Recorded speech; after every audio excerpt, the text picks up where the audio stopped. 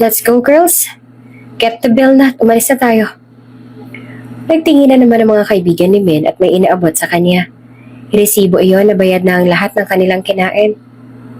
Huh? Who paid this? Nakataas ang isang kilay ni Min. May iba na talaga siyang nararamdaman ng mga oras na yon. Not me, sambit ng isa. Nagtitigan silang lahat. Hanggang sa, do you like the food here? If you guys still waiting for the bill, no worries. I already paid for it. Nakangiting singit ng isang matipuno at gwapong lalaki. Tila binuhusan naman ng malamig na tubig si Min nang makita niyang lalaki nagsalita. Nanlalaki ang mga mata ni Min na makitang muli ang nag-iisang lalaki na minahal niya. Ang taong nagbigay kulay at kalaunan ay nagpadilim ng kanyang mundo. Ang lalaking kinamumuhian ni Min. Jaren, nangingilid ang mga luha ni Min nang makita ang dating nobyo. Ano na kaya ang susunod na mangyayari pagkatapos sa mga tagpong ito? Bumalik kaya ang pagmamahala nila sa isa't isa? Maayos kaya nilang nakaraan sa muli nilang pagkikita? O tuluyan ang magkaroon ng closure ang dalawa at hindi na magkabalikan pa? Kung bago ka pa lang sa channel na ito, mga kwento ni Ate Jane, istorya mo, ikwento ko, huwag kalimutang pindutin ang notification bell at subscribe button. Pagkausap sina Min at Gina sa isang tahimik na coffee shop. Habang inihigop ni Min ang kanyang iced latte ay binalingan niya si Trina. Grabe, miss ko na sina mommy at daddy. Ani Min. Ang tagal na nila sa abroad. Puro negosyo na lang iniisip nila. Pero sabi nila, baka makauwi na raw sila next month. Sana nga. Umiti si Trina at tinapik si Min sa balikat. Diba at least they're working hard for the future. Pero alam mo, napapaisip ako. Ang tagal mo nang walang boyfriend. Strict pa rin ba sila? Tumawa naman si Min. Super strict pa rin sis. Hanggang ngayon hindi pa rin ako pwedeng magka-boyfriend. Baka nga hanggang makagraduate ako wala pa rin eh. Si Trina naman ay napailing at umisi. Buti na lang ako si JM. Napaka-supportive. Hindi naman masyadong nakikialam parents ko basta responsible ako. Napabuntong hininga naman si Min. Sana ganun din ako. Pero okay lang. Focus na muna ako sa sarili ko. Kaya lang minsan, naiinggit din ako sa'yo. Ano ka ba? Darating din yan. Sabi ni Trina sabay kuha ng phone. Baka nga kung kailan bumalik si na mommy at daddy mo, bigla namang may dumating na Prince Charming. Pareho ang natawa naman ng dalawa, sabay palitan ng kwento tungkol sa mga naging exes nila. Si Trina kasi ang maituturing na pinaka-close na kaibigan ni Min, kaya naman sila lang din ang nakakaalam ng sikreto ng bawat isa. Habang patuloy silang nagkakwentuhan, sumandal si Min sa upuan at tumingin sa labas ng bintana. Alam mo, minsan iniisip ko, paano kaya kung hindi sila strict? Siguro by now may boyfriend na ako.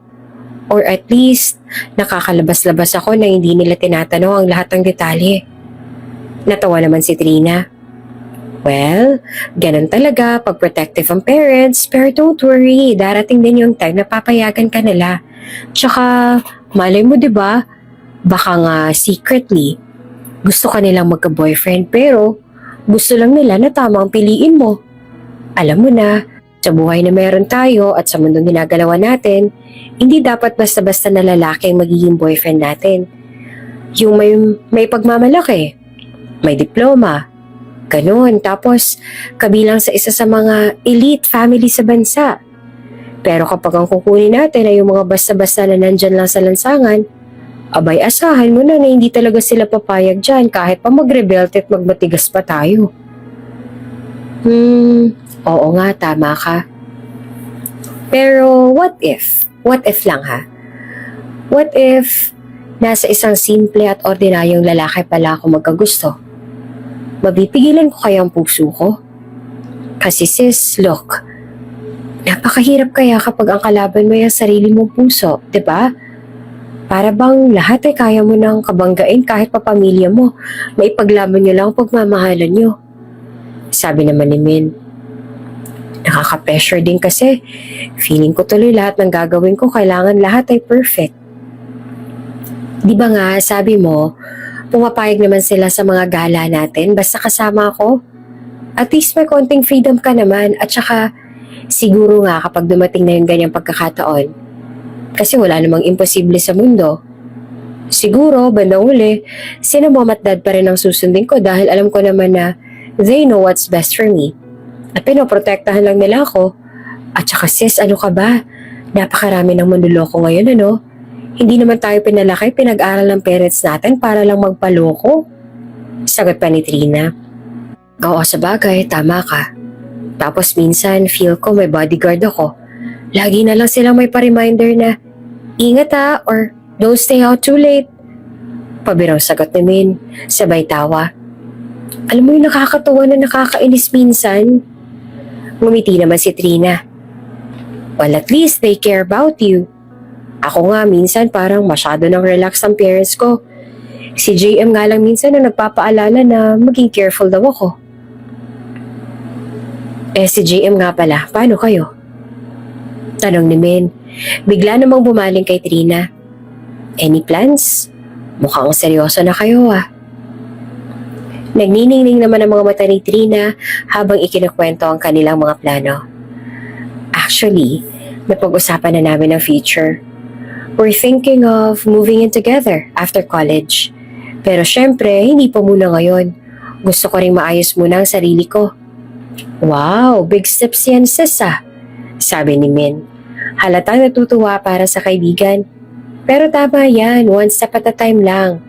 Tsaka hindi naman kailangan magmadali, di ba? At tsaka boto rin naman ang both parents niya sa isa't isa kaya wala talaga kayong magiging problema pa. No need na ang fixed marriage kasi mahal nyo naman talaga ni JM ang isa't isa. Exactly. Kaya I'm just enjoying the moment. Pero alam mo, excited din ako for you. Baka nga mas mauna ka pang magka-boyfriend eh. Pag andito na sina mommy at daddy mo. Ngumiti naman si Min pero halata sa mga mata niya na may halo pa rin pag-aalala. Ay, sana nga. Pero kung hindi, okay lang din. Basta happy ako at sila. Yun ang mahalaga. Tumango naman si Trina. Tama ka dyan. Happiness muna bago lahat. Nagpatuloy lamang ang kanilang tawanan at pagkwentuhan habang unti-unting bumibigat ang oras at nagpapailalim ng kanilang pagkakaibigan. Si Min Florendo ay parang prinsesa sa kanyang sariling mundo. Solong anak ng mayayamang magulang na nagbibigay ng lahat ng kanyang pangangailangan. Sa labas, tila isa siyang masayahing tao. Lagi nakangiti at tila walang problema sa buhay. Isang happy-go-lucky na hindi iniinda ang mga maliliit na bagay. Pero sa likod ng kanyang masayahing personalidad, may mga pagkakataong mahiyain siya, lalo na kapag umaharap sa mga sitwasyong hindi pamilyar o labis ang atensyon sa kanya.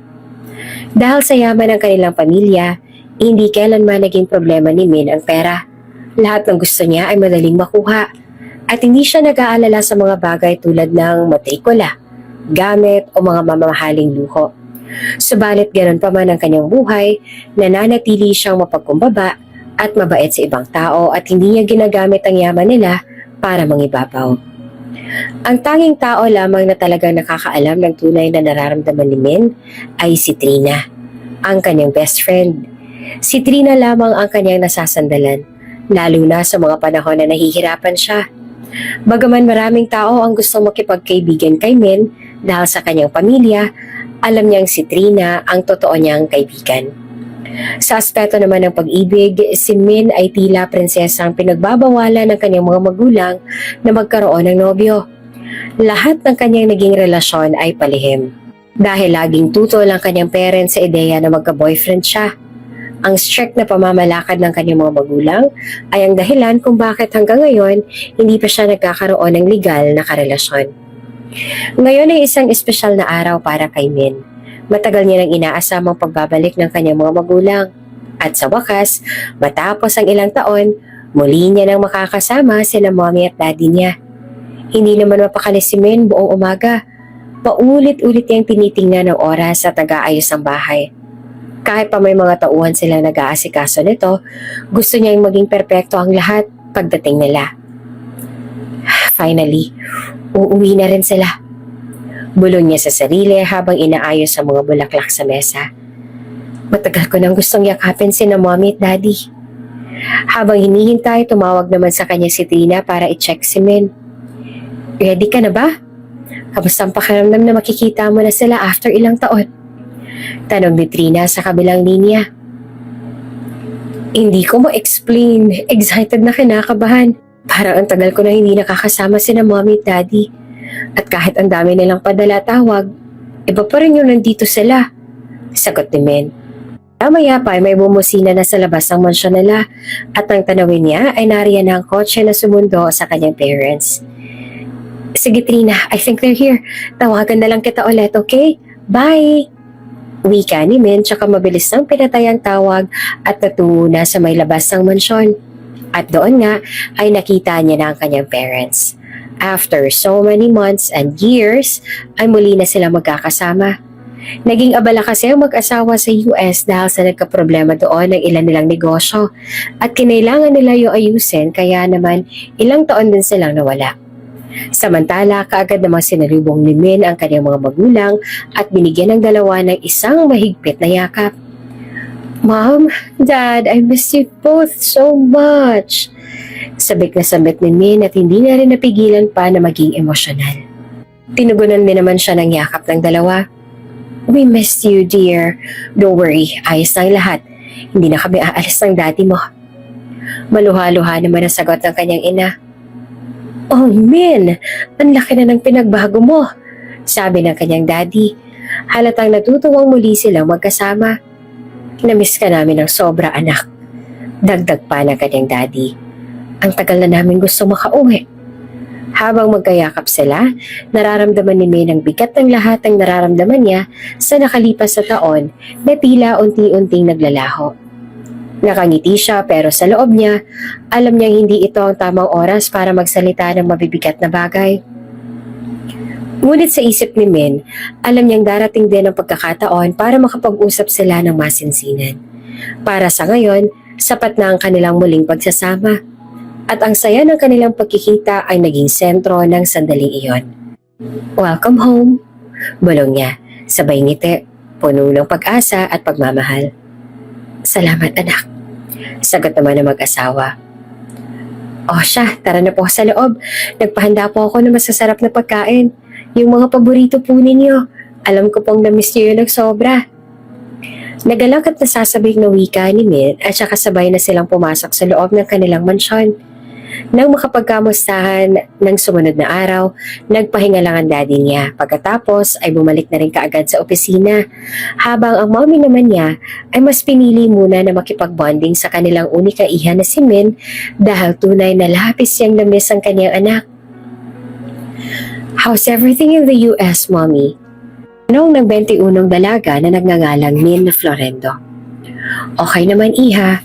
Kahit sobrang busy ko sa mga negosyo natin, hindi ko pa rin maiwasan na hindi maging malungkot. It's like a million years na hindi ka kasama anak. Sobra kitang na-miss. Paglalambing ni Mrs. Florendo kay Min, niyakap pa nito ng mahigpit ang anak. Na-miss mo ba si Mommy? Tumangutango si Min. Oo naman po. Tugon pa nito. Gusto mo ba mamasyal tayo? Na-miss ko na yung mga bondings natin eh. Sige po, Mommy. Pero hindi po ba kayo napagod sa flight ninyo? It's fine, anak. Tulog lang naman ako the whole time ng flight eh. Natatawang tugon naman ni Mrs. Florendo. And besides, this is all about you. All about us. Me and you. Kumikisap ang mga mata ni Mrs. Florendo sa sobrang saya na magkasama na ulit sila ng anak niya. Halos magtatatlong taon din kasing nagstay sina Mr. and Mrs. Florendo sa USA. Agad naman silang nagpunta ng mall at nabonding silang mag-ina. Kumain ng mga paborito nilang pagkain at namili ng mga damit, bag, sapatos at iba pa. Nang mapagod na sila ay naisip na nilang umuwi na muna para makapagpahinga na.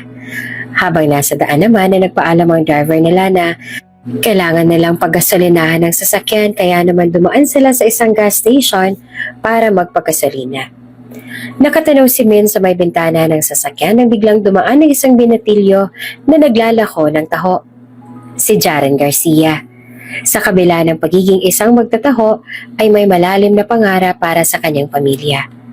Bilang panganay sa magkakapatid, mabigat ang responsibilidad na nakaatang sa kanyang mga balikat. Ngunit hindi ito naging hadlang para sa kanyang makapag-aral. Lalo na't may mabuting amo siyang sumusuporta sa kanyang edukasyon. Sa pamamagitan kasi ng kanyang sipag at tiyaga na ibabalanse ni Jaren ang pag-aaral at pagtatrabaho upang mabigyan ng magandang kinabukasan ang pamilya niya. Bukod sa kanyang kasipagan, hindi rin maikakaila ang taglay niyang kagwapuhan at tindig. Tuwing maglalako siya ng taho, mapapansin ng mga tao ang kanyang kakaibang karisma. Madalas ay may mga netizen na patago siyang kinukuhanan ng litrato at sa mga sandaling ito'y mapost sa social media. Mabilis naman itong kumakalat. Viral kaagad ang kanyang mga larawan at nagiging usap-usapan sa iba't ibang social media platforms. Kahit pa nga simple ang kanyang buhay, maraming napapahanga kay Jaren. Hindi lang dahil sa kanyang itsura, kundi dahil sa kanyang determinasyon na itaguyod ang kanyang pamilya at abutin ang kanyang mga pangarap. Sa bawat araw na paglalako ni Jaren ng taho, hindi niya iniisip ang mga mata ng mga taong tumitingin sa kanya.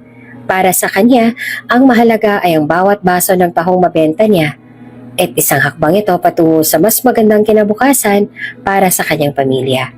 Pero hindi niya maitatanggi kahit sa simpleng uniforme at pawis na tumutulo sa kanyang noo, ramdam niya na ang mga sulyap at mga papuri na nahuhuli niyang sinasambit ng mga tao sa paligid. Minsan habang naglalako siya sa isang park malapit sa eskwelahan, napansin niyang may grupo ng estudyante na kinukuhanan siya ng litrato mula sa malayo. Nakangiti pa ang mga ito at tila kinikilig. Hindi na bago sa kanya ang mga ganitong reaksyon. Alam niyang kapag na-upload na naman ang mga larawang yon, magkakaroon muli iyon ng atensyon online. Viral na naman. Ngunit hindi ito naging bahagi ng kanyang layunin. Bagamat maraming humahanga sa kanya, nananatili pa rin siyang low-key kumbaga at tuloy lang sa pagbebenta ng taho na halos araw-araw ay laging ubos. Taho! Taho! Sigaw ni Jaren. Namangha naman si Min sa angking gandang binata nito. Gwapo naman kasi talaga si Jaren. Kung iisipin na hindi aakalain na nagtitinda si Jaren ng taho dahil pang modelo ang kutis, tangkad at kagwapuhan nito. Mami, gusto ko ng taho, nasabi tuloy ni Min. Nagtaka naman si Mrs. Florendo. At dito na nga nagtatapos ang ating kabanata. Ito na kaya ang pagtatagpo ni na Min at Jaren? Ang taho nga ba ang dahilan ng kanilang pagdadaupang palad? Maaari kaya umusbong ang pag-ibig sa pagitan ng dalawang taong magkaibang estado ng buhay? Abangan sa susunod na kabanata. Kung bago ka pa lang sa channel na ito, mga kwento ni Ate Jane, Story Mo, Ikwento Ko, huwag kalimutang pindutin ang notification bell at subscribe button. Aba anak, matulog ka na. Kanina ka pa nakangiti dyan sa kisame. Baka nahahanginan ka na. Sabi ng ina ni Jaren na si Aling Gloria. Opo, nanay. Natatawa namang tugon ni Jaren. Kung bago ka pa lang sa channel na ito, mga kwento ni Ate Jane, Story Mo, Ikwento Ko, huwag kalimutang pindutin ang notification bell at subscribe button. Mommy, gusto ko nagtaho. Nasabi tuloy ni Min. Nagtaka naman si Mrs. Florendo. Taho? Anong taho? Palibasa galing sa maharlikang pamilya ay hindi kilala ni Mrs. Florendo ang taho. Nagkusa na si Min na magbukas ng pinto ng van na sinasakyan nila. Taho! Tawag ni Min kay Jaren na palampas na sana dahil dire-diretso na ito naglalakad. Lumingon naman kaagad ang binatilyo at lumapit. Sa kanyang paglapit kay Min ay tila bumagal ang takbo ng kanyang mundo nang makita niya ang kagandahang taglay ng dalaga sa malapitan. Halos mapanganga si Jaren sa pagkabigani niya kay Min. Maging si Min ay kumikis na pa mga mata sa mga titig ni Jaren. Sumingit na si Mrs. Florendo. Napayuko naman si Jaren na tila na ilang. Batid niyang ito ang ina ng dalaga ay nasa harapan niya. So, iho, anong taho yung tinitinda mo? Gusto daw kasi ng anak ko eh. Bumaling si Mrs. Florendo kay Min. Ngumiti naman ang dalaga. Binuksan ni Jaren ng takip ng malaking lata na nilalagyan ng taho na nilalako niya. Ito po. Tugon naman ito. Oh, it's tofu, anak. Kailan ka pa nakahilig kumain ito? Pagtataka ni Mrs. Florendo. Dahil hindi kailanman kumain ng tofu si Min. Napalunok naman si Min sa kaba dahil hindi naman talaga niya intensyong bumili ng taho. Gusto lang niya makita ng malapitan si Jaren. Nung nasa US po kayo, Mami. Palusot ni Min sabay ngiti. Tumango-tango naman si Mrs. Florendo. Pinagbentahan na ni Jaren ng mag-ina at nang mabayaran na ni Mrs. Florendo ay may bigla namang tumawag sa Donya. Naiwang solo ang dalawa. Saglit na katahimikan. Jaren, hindi na napigilan ni Jaren na hindi magpakalala. Hinayag niya ang kamay niya kay Min. Tiningnan naman ni Min ang kanyang mommy kung nakatingin. Sakto namang nakatalikod ito at abala sa pakikipag-usap sa telepono. Mabilis naman nakipagkamay si Min. Call me, Min. Sambit pa niya. Nagitian silang dalawa na tila nababasa ang nasa isip ng isa't isa. Min, anak, let's go. Tinawag na siya ng mommy niya na nasa loob ng van. Yes po. Mabilis na binigyan ng matamis na ngiti ni Min si Jaren bago ito tumakbo papunta sa kanilang sasakyan. Halos patulala naman sa hangin si Jaren nang maiwang mag-isa at nakangiting tinatanaw palayo ang sasakyan nila Min. Pabili po ng taho. Hanggang sa natauhan na lamang si Jaren na may biglang bumili. Nang makabalik na sila ni Min ng mansyon ay hindi pa rin maalis sa isip niya ang mga ngiti ni Jaren. Ito ang kauna-unahang pagkakataon na nakaramdam siya ng ganito sa isang tao. Ang gwapo-gwapo niya, sambit pa ni Min. Kinikilig pa siya kapag naaalala niya kung paano siyang titigan ni Jaren. Samantala ay ganun din pala si Jaren sa kabilang ibayo. Hindi din mawala sa isip niya ang magandang mukha ni Min. Ngunit hindi katulad ng marangyang buhay na meron si Min, si Jaren ay isang pobre lamang na nagsisikap na makapagtapos ng pag-aaral. Kaya naman nagtitinda siya ng taho tuwing walang pasok. Kasama niya sa bahay ang kanyang mga magulang na pagsasaka lamang ang ikinabubuhay. Kaya naman tumutulong din si Jaren sa kanyang pamilya, lalo pat siyang panganay sa 3 magkakapatid. Mabait na binatilyo si Jaren at maaasahan. Aba anak, matulog ka na. Kanina ka pa nakangiti dyan sa kisame. Baka naman nahahanginan ka na. Saway ng kanyang ina na si Aling Gloria. Opo, Nay. Natatawa namang tugon ni Jaren. Pumikit si Jaren at tuluyan ang nakatulog ng magandang mukha ni Min ang nasa isip. Kinabukasan ay maagang pumasok ng school si Jaren. Nag-aaral siya sa isang university as a scholar at isang taon na lamang ay malapit na siya makapagtapos ng kolehiyo sa kursong Culinary Arts. Si Min naman ay kaparehong antas din ni Jaren pero ibang kurso naman. Isang taon na lamang din ay malapit na magtapos si Min sa kursong Business Management. Pero hindi kagaya ni Jaren, si Min ay nag-aaral sa isang mamahaling private school. Isang araw ay napasama si Min sa mga kaklase niya na gumala sa park. Nagpaalam naman siya sa mommy niya at pumayag naman ito. Bakit pa kayo nandito? Tanong ni Min sa kaklase niya. Halos mag-iisang oras na kasi silang naghihintay sa park pero andun lang sila sa iisang pwesto at hindi naman gumagala. Saglit pa ay may dumating na 3 lalaki na ka-schoolmate nila. Boyfriend pala ng isang kaklase ni Min. So ito pala yon? Kaya tayo nagpunta dito kasi makikipagkita ka lang sa boyfriend mo? Naiinis sa tanong ni Min sa isa niyang kaklase. Don't be so OA nga, Min. Hindi naman kami magkakalat dito. Besides, hindi ka naman namin pinilit dito, diba? Kusa kang sumama. Palibasa, wala kang boyfriend. Mataray na tugon naman ang kaklase ni Min sabay irap. Napahinga na lamang ng malalim si Min na tinalikuran ng kaklase niya. Na makalayo na ng bahagya si Min ay may biglang humarang sa kanya at isa itong binata. Kasamahan pala ito ng boyfriend ng kaklase niya. Ang bilis mo naman atang umalis, Miss Ganda. Sambit nito habang nakatingin ng matalim kay Min na tila hinuhubaran na ang dalaga. Bumilis naman ang tibok ng puso ni Min. Pero hindi niya ipinakitang natatakot siya. Taas noo pa rin siya nagdire-diretso ng paglalakad na nagkunwari at hindi nakikita ang lalaki. Teka muna sandali. Hinawakan naman siya ng lalaki sa braso dahilan upang mapaatras si Ben. Akmang lalapit na sana ang lalaki kay Min nang biglang may papalapit na lalaki. Hey, Professor here, anong kaguluhan meron dito?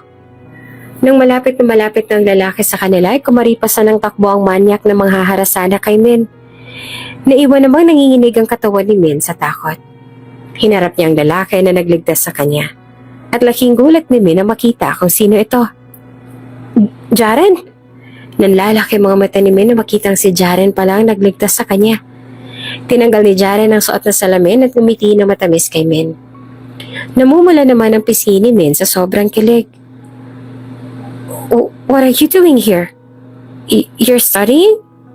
Hindi naman makapaniwala si Min sa nakikitang itsura ni Jared. Tinitigan niya ang binata mula ulo hanggang paa. Naka-uniforme ito at napakalayo sa itsura nang bumili siya ng taho dito kahapon lamang. Ikaw, anong ginagawa mo dito? Wala na ba kayong klase? Balik na tanong naman ni Jaren. Pero nanatiling manghang-mangha si Min dito. Min, okay ka lang ba? Tanong tuloy ni Jaren. Yeah, okay lang ako. Napapangiti namang tagon ni Min. Naglakad-lakad silang dalawa upang makapag-usap. Uy, salamat ah. Salamat sa pagliligtas mo sa akin kanina. Sambit ni Min. Ngumiti naman si Jaren. Wala yun, bakit ka na ba nang kasi nandito? Tanong nito. Sinamahan ko kasi yung kaklase ko eh. Uuwi na sana ako kaso nga, ayun, hinarang ako ng manyak na yun. Buti na lang dumating ka. I want you to know, natutuwa ako makita ka sa suot mong uniform. Huwag ka magagalit ha. Pero hindi ko din naisip na nag-aaral ka pa pala. Sambit ni Min habang nilalaro-laro ang kanyang kamay. Hindi niya maintindihan ang nararamdaman niya dahil sa halo-halong kaba, bumilis ang tibok ng dibdib ni Min sa tuwing nasa harapan niya si Jaren. Ngumiting muli si Jaren at tumanaw sa malayo. Natameme silang pareho sa saglit. Saan ka pala nag-aaral? Pagbasag ni Min sa katahimikan. Luminga naman si Jaren sa dalaga. Scholar ako ng boss ko. Yung may-ari ng taho na tinitinda ko. Diyan ang school namin, sa Science University. Muling namangha si Min sa sinabi ng binata. Wow! Sa science school ka nakapasok? So sobrang talino mo pala. Ang galing mo naman. Kumikis na pang mga mata ni Min. Nakaramdam ng hiya si Jaren sa mga papuri ng dalaga. Pero bakit kailangan mo pang magtinda ng taho? Di ba scholar ka nga? So wala kang expenses, tama? Usisa ni Min. Magastos ang culinary arts. Nahihiya naman ako sa boss ko kung sa kanya ko pahihingi mga excess na miscellaneous fees ko, diba? Tsaka panganay ako. May 2 kapatid pa ako nag-aaral kaya tumutulong rin ako kila inay at itay para kahit papaano hindi mabigat ang mga bangayarin namin sa bahay. Paliwanag ni Jaren. Nangingilid ang mga luha ni Min sa kanyang mga mata. Hindi siya makapaniwala na may isang Jaren siyang makikilala. Isang Jaren na masipag, mapagmahal sa pamilya, at determinadong makapag-aral nang hindi nanlalamang ng kapwa. Dahil dito ay mas nagkaroon ng interes si Min na mas makilala pa si Jaren. Simula noon ay madalas na silang magkausap. Sa tuwing magtitinda naman ng taho si Jaren ay sinasakto ni Min na magpunta kung saan ito tumatambay at ang gagawin ni Min ay papakyawin niya ang tinda ni Jaren na maghapon na silang magkasama. Hindi lang naman sila basta magkasama dahil tinutulungan din ni Jaren si Min sa mga aralin nito, projects at mga thesis. Kalaunan ay unti-unti nagkahulugan ang loob ng dalawa. Saan ba tayo pupunta? Tanong ni Min kay Jaren habang naglalakad ng nakapiring. Nakaalalay naman si Jaren dito dahil padilim na rin. Basta, tugon naman ni Jaren. Saglit pa ay tinanggal na ni Jaren ang piring ni Min at umabot na hanggang langit ang ngiti nito nang makita ang sorpresa ng binata sa kanya. Isa yung romantic dinner with flower decorations na may pailaw pa. Tila mga alitap-tap ang mga ilaw sa paligid nila. Wow! What's this, Jaren? Ang ganda! Kitang-kita sa mga mata ni Min ang kasiyahan. Para sa'yo. Tugon ni Jaren sabay abot kay Min ng isang bukay ng bulaklak ng mga pulang rosas. Wow! May pa-flowers ka pa talaga? Kinikilig-kilig naman si Min. Nakangiti naman si Jaren sa dalaga at masayang pinagmasdan ang reaksyon nito. Kain na tayo. Baka kasi lumamig pa yung mga pagkain. Yan na.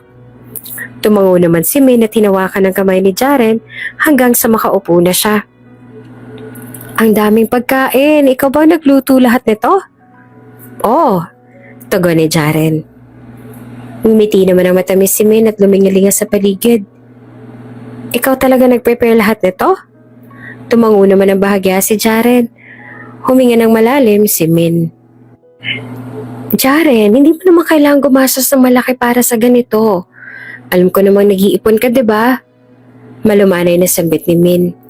Hinawakan naman bigla ni Jaren ang kamay ng dalaga. Nakaramdam naman ng kuryente si Min sa katawan nang hawakan ni Jaren ang kamay niya. Ibang hawak kasi ang nararamdaman niya mula sa piga ng mga daliri ni Jaren. Nagtitigan silang dalawa. Binabasa ang nalalaman ng kapwa nila diwa. Gusto ka ta, Min. Diretsong pag-amin ni Jaren. Namimilog ang mga mata ni Min. Natulala siya ng halos 5 segundo. Napanganga. Tila nadismaya naman si Jaren sa reaksyon ng mukha ni Min. Blanco ang mukha nito. Hindi niya mabasa. Dahan-dahang inalis ni Jaren ang kanyang kamay sa kamay ni Min at yumuko. Maya-maya pa tumayo bigla si Min mula sa kanyang pagkakaupo at sumugod ito kay Jaren. Niyakap niya ng mahigpit ang binata. Tumayo naman si Jaren mula sa pagkakaupo at hinarap si Min. Hinawakan niya ang dalawang kamay ng dalaga. Ibig sabihin ba nito? Hindi pa man natatapos na magsalita si Jaren ay tumangutango naman si Min. Oo, Jaren. Gusto din kita. Matagal na. Kahit nung una pa lang kita nakita, gusto na kita. At sa paglipas sa mga araw, mas napapalapit tayo sa isa't isa. Tingin ko minamahal na kita, Jaren. Pagtatapat rin ni Min. Tumatalon-talon ang puso ni Jaren sa labis sa kasiyahan. Hinawakan niya ang dalawang pisngi ni Min at tinitigan, mata sa mata. Ako din, Min. Gusto na kita, kahit nung una pa lamang. Hindi ka na nawala sa isip ko. Hindi mo alam kung gaano mo akong pinasaya sa marinig ko mula sa'yo na pareho lang tayo ng nararamdaman. Mahal kita. Hindi kumukurap ang mga titig ni Jaren sa mga mata ni Min. Pwede ba kitang halikan? Tanong ni Jaren. Ngumiti na matamis si Min at siya na mismo ang humatak sa mukha ng binata at siniil nito ng halik. Naglapat ang kapwa nilang mga labi. Mabilis lamang ang mga halik na yon pero ramdam nila sa isa't isa na punong-puno ito ng pagmamahal. Nagsimula na silang kumain at masaya nagkwentuhan na may ngiti sa labi. Sobrang saya ni Jaren, ganun din si Min. Nang matapos na silang kumain, ay nagiya ng umuwi si Min dahil nag-aalala siyang baka hanapin na siya ng mami niya. Hinatid ni Jaren si Min sa lugar kung saan madalas itong sunduin ng driver nito. Aalis na sana si Jaren nang bigla siyang tinawag ni Min. Jaren, may papakiusap sana ako. Tumitig naman si Jaren. At dito nga nagtatapos ang ating kabanata. Ano kayang ipapakiusap ng dalaga kay Jaren? Ano nang mangyayari pagkatapos nilang ihayag ang kanilang nararamdaman para sa isa't isa? Abangan sa susunod na kabanata. Kung bago ka pa lang sa channel na ito, mga kwento ni Ate Jane, Story Mo, Ikwento Ko, huwag kalimutang pindutin ang notification bell at subscribe button. I can't believe this, Min. Hindi mo nang binigyan ng kahihiyan ng pamilya natin. Nagtiwala ako sa'yo na kahit kailan na hindi mo maiisip na maglihim sa akin. Pero anong ginawa mo?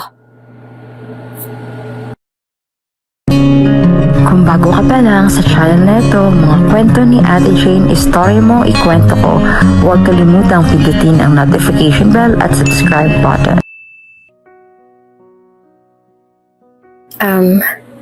Jaren, may papakiusap sana ako. Tumitig naman si Jaren.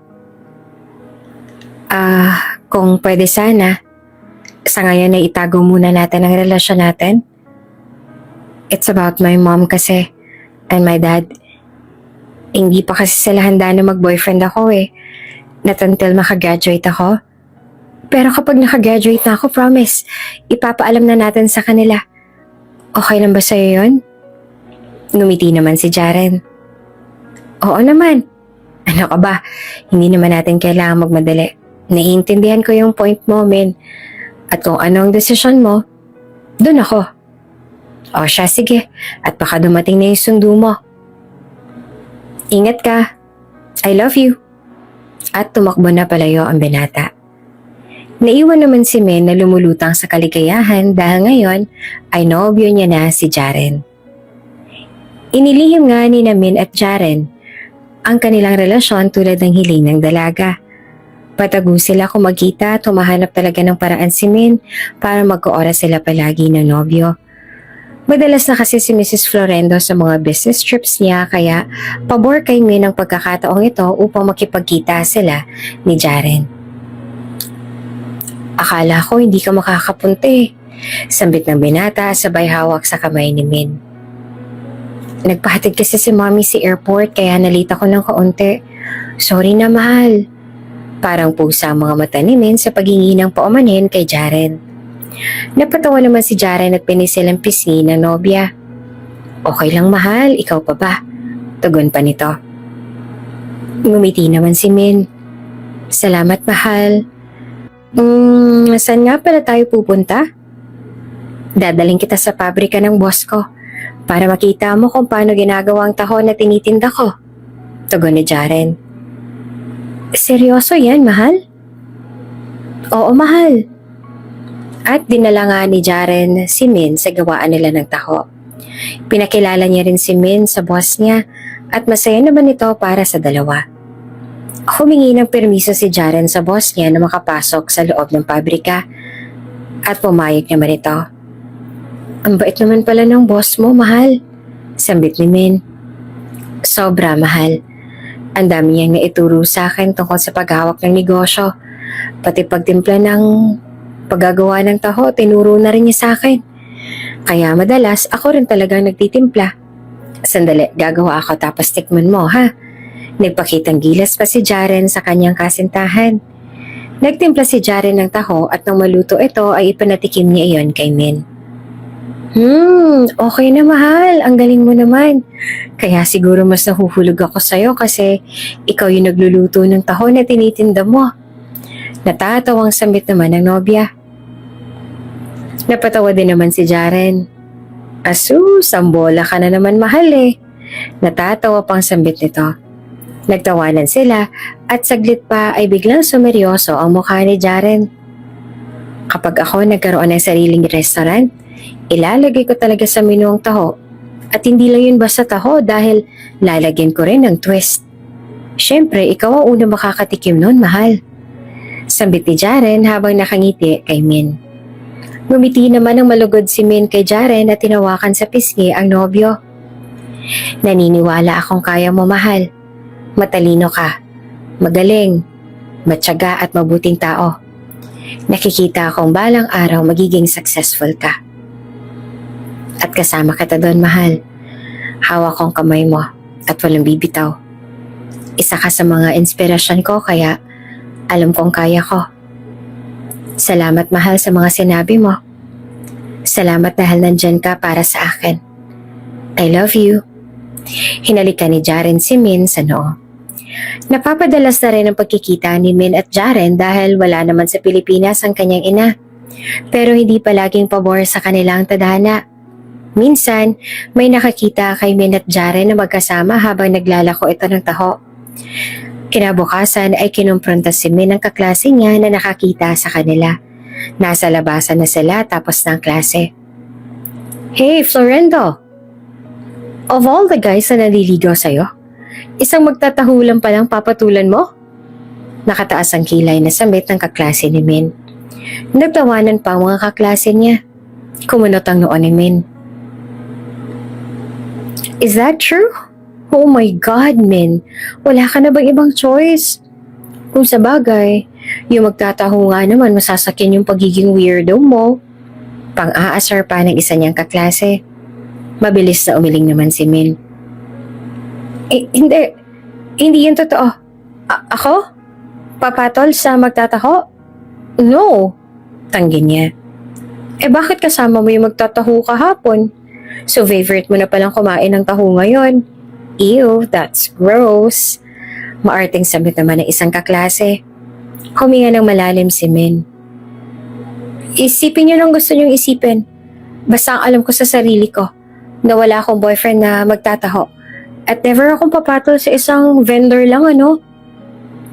Nagtinginan sa isa't isang mga kaklase ni Min at nagbubulungan. Walang kaalam-alam si Min na nasa likod niya pala si Jaren at naririnig ang lahat ng mga sinabi niya. Pero sa halip na kausapin ni Jaren ang kasintahan, ay minabuti niyang hindi na magpakita at wag na lang kausapin si Min. Binagtas si Jaren ng daan palayo kay Min na sugatan ng puso at basang-basa ang mga mata ng luha.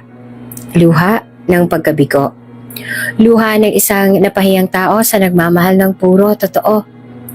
Nasampal si Jaren ng katotohanan na hindi kailanman mabibigyan ng pagkakataon ang isang pobre na katulad niya na mahalin at tanggapin sa kung anong estado ng buhay meron siya.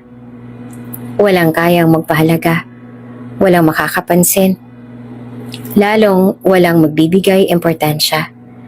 Lahat ng mga salitang ito ang itinatak ni Jaren sa kanyang isipan. Sa pagtalikod niyang yun na nga ang huling sulyap na ginawa niya kay Min. Nagpa siya na si Jaren na iwasan at kalimutan na lang ang dalaga. Wala namang kamalay-malay si Min sa pagdating dinadanas ni Jaren. Wala siyang kaalam-alam sa labis na pagdaramdam ng nobyo sa kanya. Nang mga sumunod na araw ay hindi na talaga nagpakita pa si Jaren sa kanya. Napapaisip si Min dahil wala naman siyang ideya kung bakit nagkakaganito ang binata. Hinayaan na muna niya ang mga araw na lumipas dahil iniisip niyang marahil ay abala lang naman si Jaren sa pag-aaral nito. Hanggang sa halos lampas na isang linggo na hindi nagpapakita si Jaren. Kaya lumanagpa siya na si Min na puntahan ito sa pabrika. Ngunit talagang pinanindigan na ni Jaren ang kanyang desisyon. Pasensya ka na, Iha. Wala dito si Jaren. Pagtatakip ng boss niya sa kanya. Pero ang katotohanan ay naroon lamang naman pala si Jaren sa loob ng pabrika at nagtatago. Bigong bumalik si Min at labis na nasasaktan sa nangyayari sa kanila ng binata. Batid niyang umiiwas sa ang nobyo at ang hindi maintindihan ni Min ay kung bakit hindi ito nagpapakita. Hindi niya tuloy alam kung ano ang dahilan. Nangangapa si Min. Sumabay pa ang biglang pagdating ng mommy niya at hindi inaasahang pati naman dito ay nakarating ang balita patungkol sa kanila ni Jaren. I can't believe this, Min. Hindi mo na ba binigyan ng kahihiyan ng pamilya natin? Nagtiwala ako sa'yo na hindi mo kailanman maiisip na maglihim sa akin. Pero ginawa mo. And worse, anak, sa isang magtataho ka lang pala magkakagusto. Inaaltang sambit ni Mrs. Florendo. Galit na galit ito. Nanginginig naman ang buong katawan ni Min sa takot. Ito ang kauna-unahang pagkakataon na nagalit sa kanyang ina.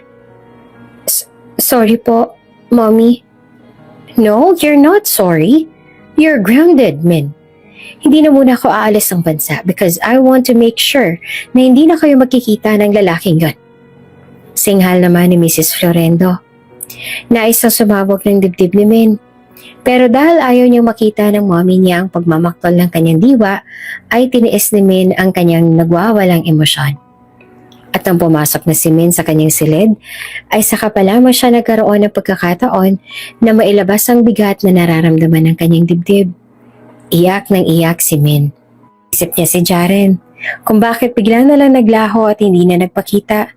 At ngayon naman, paano pa niya malalaman ang dahilan ng nobyo kung bantay sarado na siya ng kanyang ina? Walang tigil sa pag-iyak si Min hanggang sa makatulog na siya. Samantala, matapos ang hindi malilimutang sandaling yon sa pagitan nilang dalawa, nagbago ang lahat para kay Jaren. Habang naglalako siya ng taho, hindi niya maiwasang marinig ang mga bulong ng mga estudyante sa paligid. Isa sa mga kaibigan ni Min ang nakasalubong niya at narinig niya ang isang sinabi nito na tila tumusok sa kanyang puso. Nakakaawa siya, no? Kinahiya ng sarili nobya. Ang baho niya. Bulong nito sa ibang mga kaibigan. Hindi ba niya alam na hindi siya bagay kay Min? Sobrang pangit naman. Parang isang palaso ang tumama sa puso ni Jaren. Sa kabila ng kanyang pagsusumikap, ang mga salitang iyon ay tila nagdulot ng labis na sakit. Bakit hindi siya kayang tanggapin ni Min sa harap ng mga kaibigan nito? Sa kanyang isip, ang mga tanong ay patuloy na bumabagabag. Siguro nga mas mabuti na lang kung lumayo na ako. Sabi niya sa sarili habang pinapahid ang mga luha. Ang dating sigla ay nawala at napalitan nito ng pagdududa sa kanyang sarili. Kaya't nagdesisyon siyang hindi na magpakita kay Min kahit na kailan. Hindi nagtagal natuksasan ni Jaren na hindi lang siya nag-iisip na palayo. Pasikreto rin kinausap ng mga magulang ni Min si Jaren. Pinaalam nila sa kanya na mas mabuting layuan ang kanilang anak na tila ipinapaabot na masyadong mababa ang kanyang estado sa buhay para kay Min. Pinagsalitian siya na masasakit ng mga salita na tila nagnanais silang putulin ang anumang koneksyon na meron siya kay Min. Hindi ka na babagay para sa anak namin. Lubayan mo si Min kung ayaw mo sirain namin ang buhay mo ng pamilya mo. Ani ng kanyang mommy. Mas mabuti po mag-concentrate ka na lang sa pagtataho dahil kahit kailan ay hindi namin kayang magpapasok ng isang magtataho sa aming pamilya. Dudungisan mo lang ang aming pangalan. Sa mga salitang iyon, nagdesisyon si Jaren na hindi na talaga magpapakaramdam pa kay Min. Tinanggap niya ng mga ito bilang katotohanan at sa halip ay nagpursige na lang sa kanyang buhay.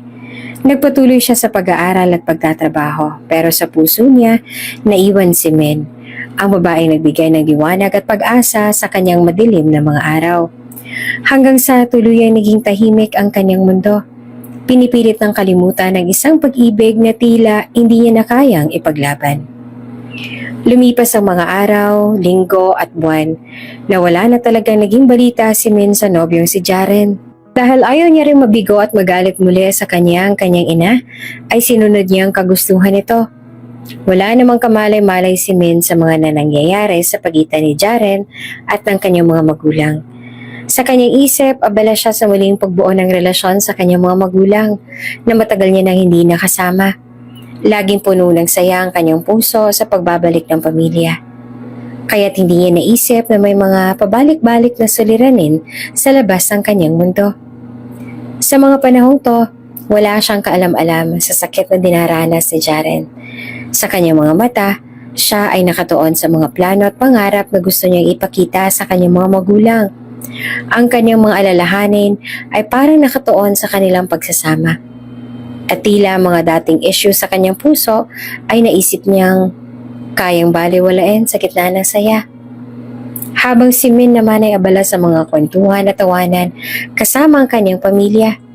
Walang pagdududa siyang umaasa na makikita niyang muli si Jaren. Pero sa kabila ng kanyang pagnanais, tila naglaho na ito. At sa bawat pagkakataon na siya ay tumitingin sa kanyang cellphone, wala na ni isang mensahe mula sa kanya. Hindi niya alam ang tahimik na pagsisisi at pag-alis ba ni Jaren ay nagmumula sa isang masalimuot na sitwasyon na hindi niya na kayang kontrolin. Ngunit ang buhay ay patuloy na umuusad at sa kanyang pag-aalala sa mga balak na kanyang pamilya, unti-unti na rin nahuhugasan ang mga alaala ni Jaren sa kanyang isip. At ang mga alaala na sana ay muling sumiklab at nagbigay liwanag sa kanyang puso. Hindi rin naman niya kung sakali masisisi ang kanyang mga magulang sa naging reaksyon ng mga ito dahil tunay na langit siya at tanging lupa lamang si Jaren.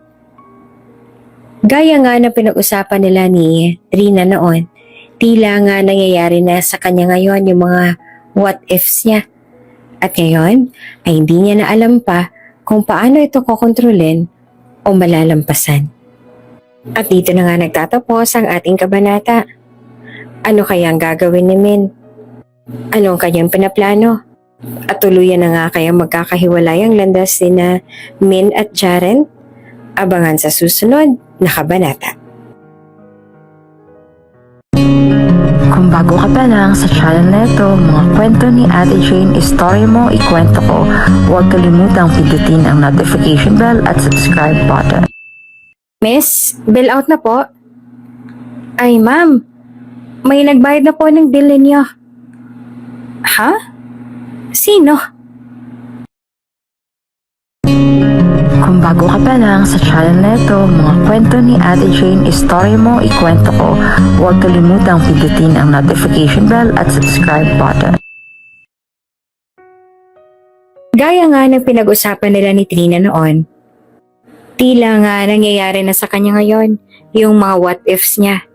At ngayon ay hindi na alam kung paano ito kokontrolin o malalampasan. Mahal na mahal niya si Jaren. Si Jaren ang maituturing na first love ni Min at sa buong buhay niya ay ngayon pa lamang niya naramdaman ang magmahal ng ganito. Kaya napakasakit para sa kanya ang nangyaring ito sa kanila. Alam ni Min na nagkamali siya sa mga nasabi niya sa mga kaibigan niya pero kung hindi niya gagawin iyon ay baka lalong masaktan si Jaren. Ngunit sa nangyari sa kanila ngayon, wala na rin siya magagawa pa kundi ang piliin ng kanyang parents katulad ng sagot noon sa kanya ni Trina. Dahil kung tunay na para sila sa isa't isa ni Jaren, panahon ng bahalang muling magbalik sa kanilang mga puso na ngayon ay labis na nasasaktan. Tumutok na lamang si Min sa pag-aaral. Aral at mansyon lang ang naging buhay niya. Naging libangan naman ni Min ang pagsusunog ng kilay sa pag-aaral. Sa paraang ito, kahit papaano'y nakakalimutan niya ang labis sa pangungulila kay Jaren. Pero ang sakit at tigate na nasa dibdib ni Min ay hindi niya magawang iwaksi lalo na sa mga pagkakataon na nag-iisa siya. Patuloy pa rin kinakain ng kalungkutan ng isip at puso niya. Sobrang sakit at sobrang hirap. Hindi alam ni Min kung paano itatago ang sakit na nararamdaman kapag kaharap ang ina. Pero kapag wala na ito, ay saka siya sasabog. Sa pagdaan ng panahon, napasakit at paglaban ni Min sa bigat ng kanyang kalooban, ay nabawi naman ito lahat ng kanyang pagtatapos ng kolehiyo. Tuwang-tuwa si Min lalo na ang mommy niya, lalo pat siya ang magna cum laude ng kanilang university. Anak, I'm so proud of you. Abot hanggang langit ang kasiyahan ni Mrs. Florendo sa nakamit na parangal ni Min. Talagang bumawi si Min sa kanyang ina at ipinakitang hindi niya ito binigo. Sa kabila ng kaligayahan at kapalawluwang nararamdaman ni Min ay may puwang pa rin sa puso niya. Hindi siya kompleto, may kulang. Mahal, nasan ka na kaya ngayon? Sana nakikita mong tagumpay ko. Sana nandito ka kasama kong inaabot ang diploma ko. Sana ikaw ang sasalubong sa mga yakap ko at babatiin ako ng congratulations. Sambit ni Min sa kanyang isipan at lumingalinga sa paligid. Umaasa pa din ako magpapakita ka at biglang susulpot. Pero wala. Dagdag pa ni Min sa kanyang isipan at hindi na napansin ang biglang pagbuhos ng kanyang mga luha. Pagkalipas ng halos 10 taon, marami nang nangyari sa buhay ni Min.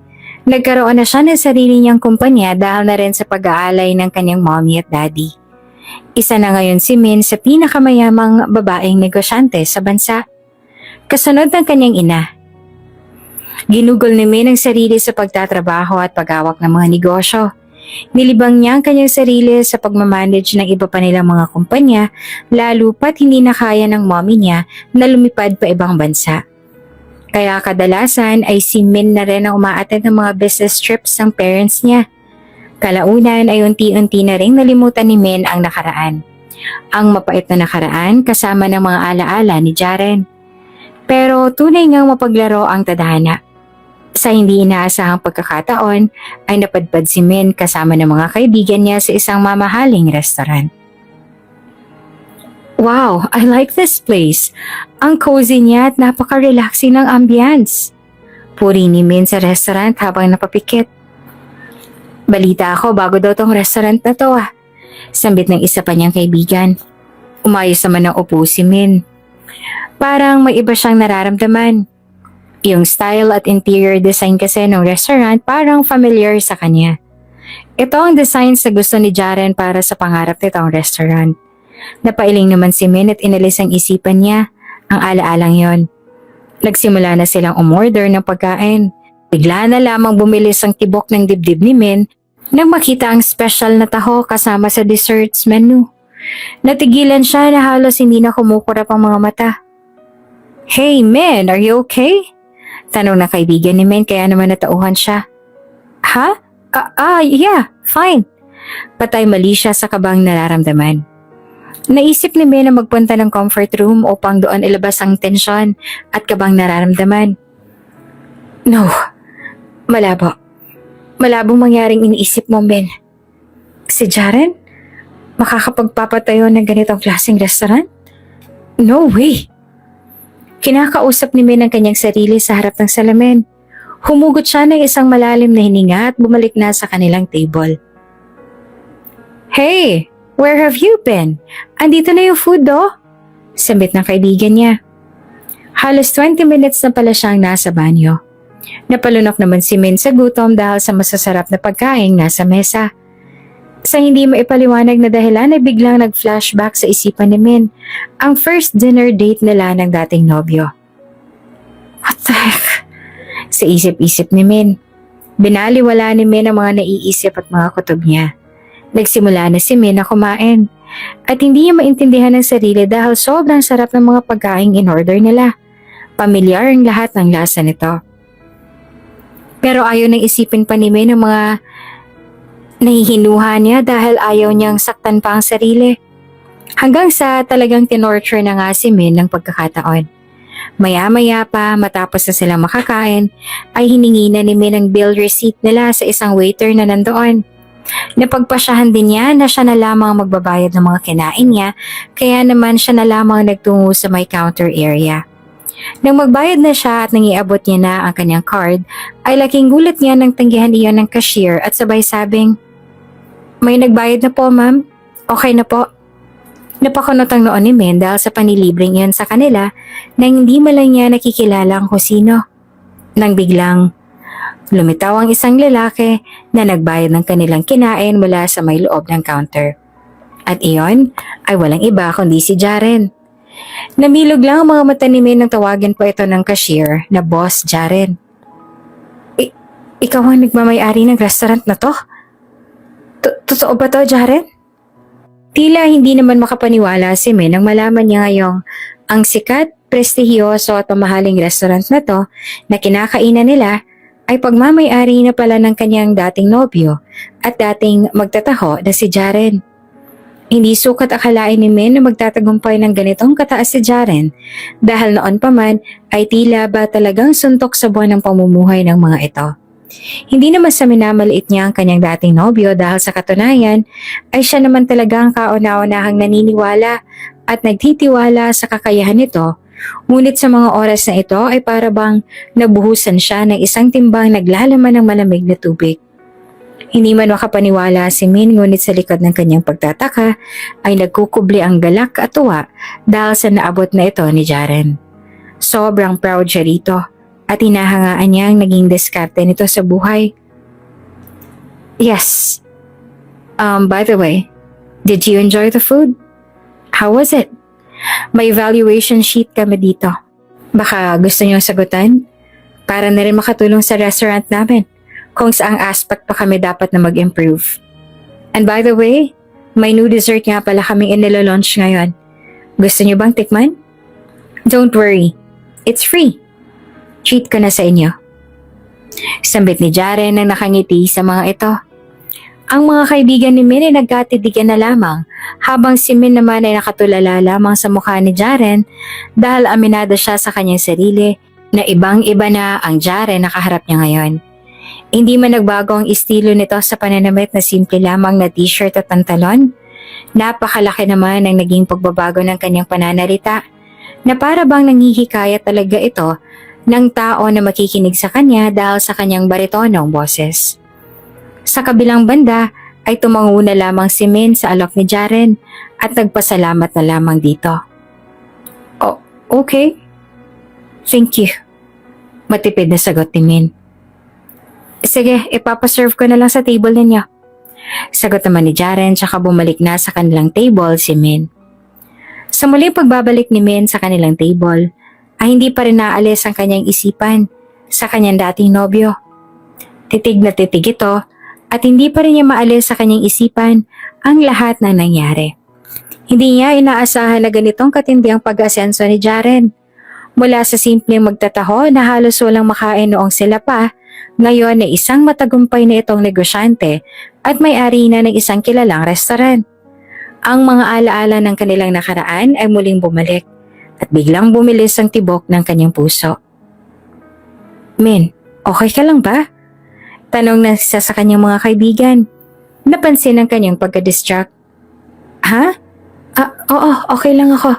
Sagot ni Min. Pilit nang umiti. Ngunit hindi maiwasang mapansin na tila ba ang pagkakatingin sa kanya ni Jaren kanina ay iba. May mga damdaming akala niya ay matagal nang nawala. Pero ngayon nakita niyang muli si Jaren para bang bumalik lahat ng iyon.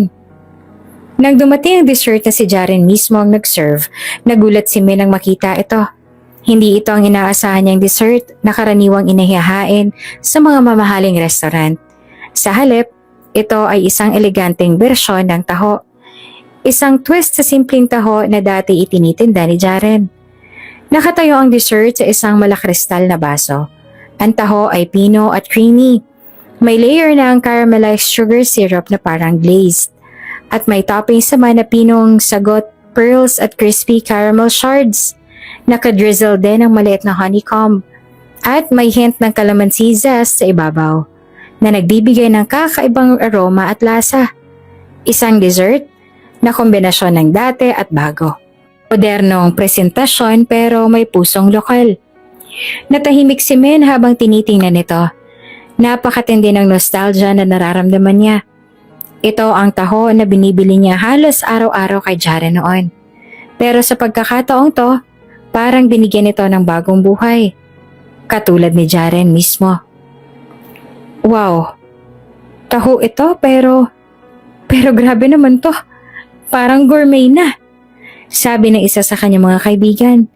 Nakaingiting hinangaan ang dessert. Nako, iba talaga kapag may karanasan ka na sa ginagawa. Ang bilis maka-inspire. Patutsada pa ng isa. Tahimik lamang na nakatingin si Min sa taho. Hindi niya alam kung bakit para bang may kumurot sa kanyang puso. Para bang may nais itong ipaalala sa kanya. Simpleng pagkain lang naman ito pero sa halip na tuwa ay tila ba nagdadala ito ng sakit sa kanya. Nakatitig din sa kanya si Jaren ng mga oras na yon at naghihintay na matikman iyon ni Min.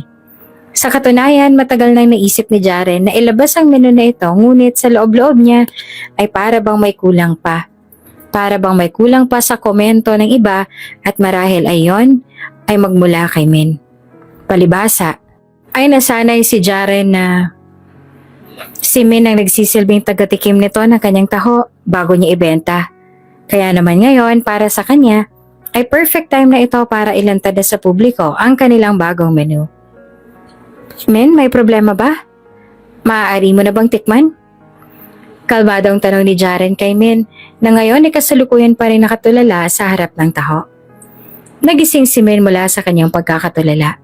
Nang marinig ang malumanay na tanong ni Jaren, lahat ng emosyon na kanyang nararamdaman, ang halong saya, sakit at nostalgia ay tila umapaw.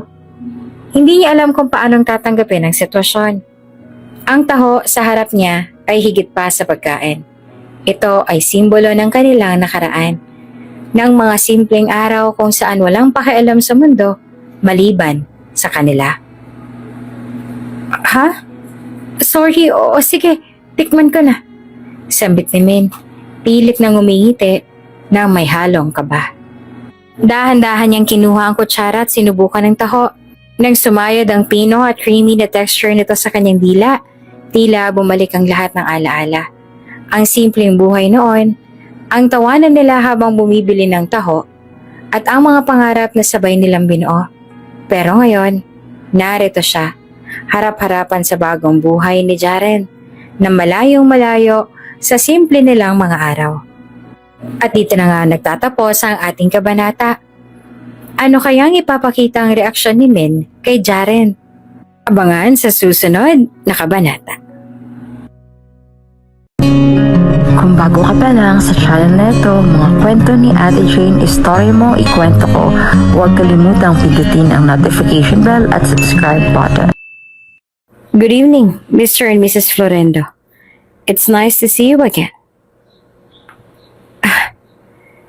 Hindi ako makapaniwala. Ikaw palang bagong CEO ng Garcia Restaurant Group? Tanong ni Ginoong Florendo.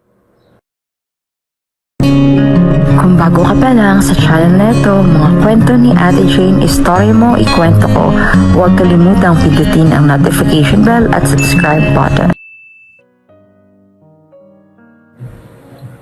Masarap, Jaren. Ang galing mo.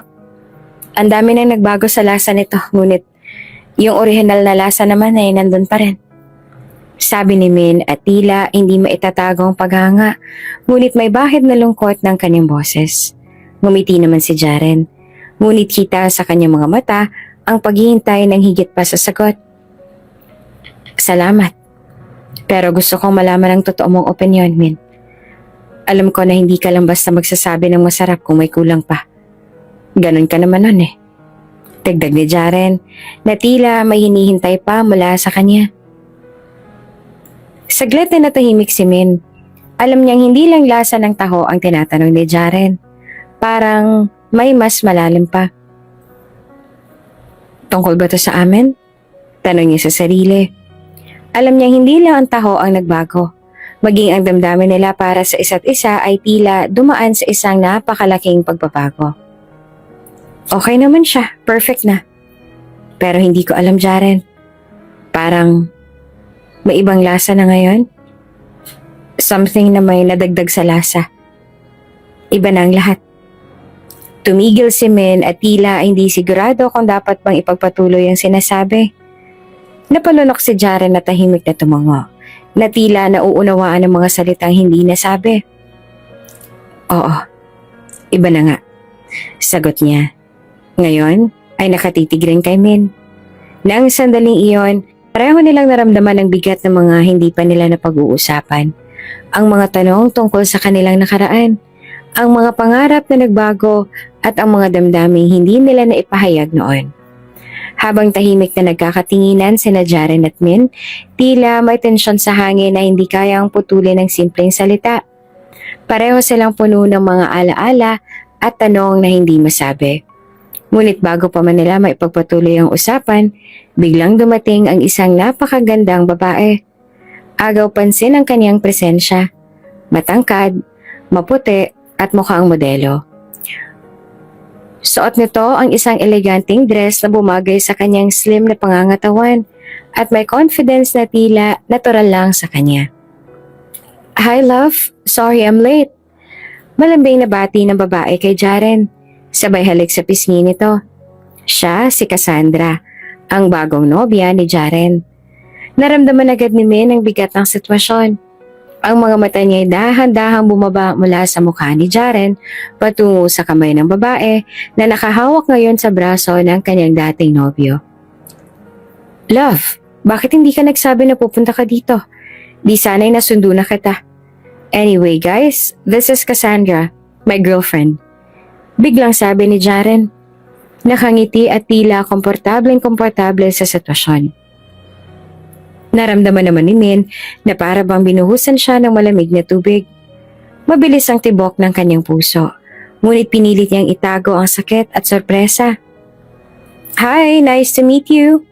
Bati ni Cassandra sabay ngiti sa grupo. Tila walang kaalam-alam ang babae sa namumuong tensyon sa paligid. Habang si Min ay pilit na humingiti na lamang at kunwaring hindi naaapektuhan. Hi, nice to meet you too. Sagot niya. At sinubukang gawing normal ang tono ng boses niya. Alam niyang wala na siyang karapatan pang masaktan.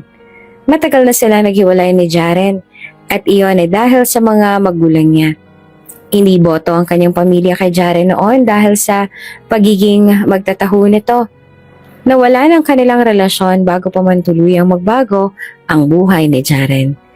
Ngunit kahit alam niyang matagal na ang lahat ng yon, hindi niya mapigilang maramdaman ang kurot ng pagkabigo. Ang bilis niya makahanap ng bago. Naisip ni Min. Ngunit agad naman niya itong tinago sa likod ng isang ngiti. Oh, ang ganda ng dessert mo, Jaren ah. Ibang-iba talaga ang twist. Dagdag pa ni Min. Pilit na iniiwas ang usapan mula sa bagong girlfriend ng dating nobyo. Alam ko namang magiging successful ka, sabi pa niya. Habang pinipilit ang kanyang sarili na magpanggap na okay lang ang lahat. Ngumiti si Jaren. Salamat, men. Malaking bagay ka rin sa naging journey ko. Sagot nito. Pero bago pa magpatuloy ang kanilang usapan, si Cassandra ay bahagyang humiling kay Jaren at malambing na nagsalita. Love, do you think we should head to that event later? Tanong ni Cassandra. Halatang hindi naman iniintindi ang presensya ni Min at ng mga kaibigan nito. Saglit namang napatigil si Min. Ramdam niyang pagkakahiwalay niya sa mundo ni Jaren ngayon. Ibang-iba talaga ang lahat. Sabi niya sa isip niya. At kahit gaano pa niyang pilitin, hindi maikakaila na may parte ng puso niyang hanggang ngayon ay nasasaktan dahil ang totoo ay hindi naman nawala sa isip at puso niya si Jaren. Hindi nabawasan o nawala ang kanyang pagmamahal para rito. Pinilit ni May na panatilihin ang ngiti sa kanyang mukha. Habang sinusubukang pigilan ang bumabalot na kalungkutan, alam niya na wala na siyang karapatan kay Jaren. Pero ang makita itong masaya at ang mamahal ng iba ay mas masakit kaysa inaasahan niya. Talagang successful ka na, Jaren. I'm so proud of you. Muling sabi ni Min. Pilit na itinatago ang panginginig ng kanyang boses. I'm really happy for you. Sinubukan niyang gawing kaswal ang tono na para bang walang bumabagabag sa kanya. Kahit paramdam niyang napakahirap huminga sa sitwasyong ito. Ngumiti si Cassandra. Masayang nakatingin kay Jaren at halatang walang ideya sa kung ano man ang mga damdaming nasa pagitan ng dating magkasintahan. He worked so hard for this. Talagang dedicated siya sa lahat ng ginagawa niya. At syempre hindi naman ito maaagaw kung wala siyang inspirasyon. At syempre ako yun, hindi ba love? Sabi ni Cassandra na tila proud na proud pa sa boyfriend niya. Tumango naman si Jaren na tila ba walang bigat ang sitwasyon. I owe it to the people who believed in me. Sagot niya. Saglit naman na tumingin kay Min.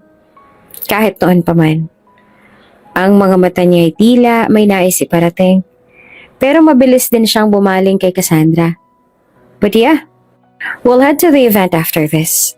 Dagdag niya sabay hawak sa kamay ng bagong kasintahan. Para kay Min, tila may mabigat na bagay na bumagsak sa kanyang dibdib. Sinabi niya sa kanyang sarili na kailangan niyang magpakatatag, na matagal na ang lahat ng yon at hindi na siya dapat apektado. Pero hindi niya maiwasang isipin ang nakaraan, ang mga araw na magkasama sila ni Jaren. Kapag nagtitinda ito ng taho at magkasama nilang pinapangarap ang mas magandang buhay. Hindi ko na ito dapat nararamdaman. Paulit-ulit niyang sinasabi sa kanyang sarili. Ngunit kahit gaano pa siya magpanggap, alam niyang nasasaktan siya. Well, it was nice catching up, biglang sabi ni Min. Tumayo siya mula sa kanyang upuan. Pilit na tinatapos ang eksena bago pa siya tuluyang bumigay. We better get going too, guys. Sabay kindat na kanyang mga kaibigan na tila ba nagpapahiwatig na oras na para umalis. Thanks, Jaren. And good luck with everything. Sabay-sabay naman tumayo ang mga kaibigan ni Min na tila nauunawaan ang kanyang nararamdaman. Yeah, it's been great. Congrats sa lahat, Jaren. Sabi ng isa.